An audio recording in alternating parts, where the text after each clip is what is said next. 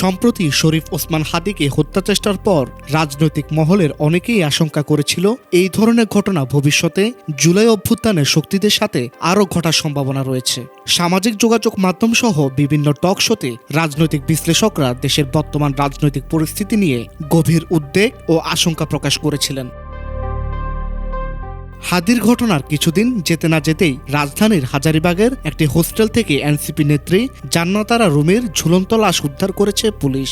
আজ সকালে ধানমন্ডির জিগাতলার পুরাতন কাঁচাবাজার রোডে অবস্থিত হোস্টেলটি থেকে তার লাশ উদ্ধার করে মর্গে পাঠানো হয়।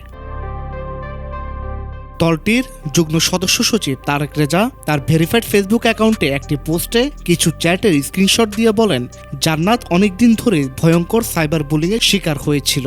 তাকে অনেকদিন ধরে ফেসবুক মেসেঞ্জার এবং কলে পতিত ফ্যাসিস্টদের নেতাকর্মীরা হত্যা ধর্ষণের হুমকি ধামকি দিয়ে আসছিল।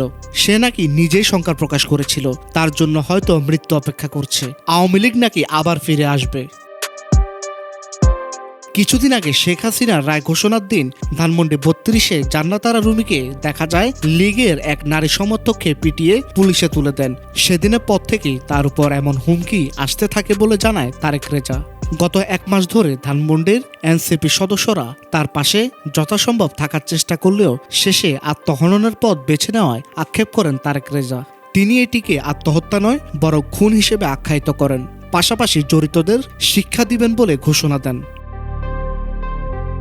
ঘটনার পরপরই সামাজিক যোগাযোগ মাধ্যমে চলছে বিভিন্ন প্রতিক্রিয়া। কেউ বলছেন দেশের সার্বিক পরিস্থিতি নিয়ে যে আশঙ্কা করেছিলাম তা দিন দিন সত্য হচ্ছে, আবার কেউ বলছেন লীগের পুনর্বাসন রোধ এবং প্রশাসন আরও কঠোর না হলে এমন ঘটনা হয়তো সামনে আরও ঘটতে পারে।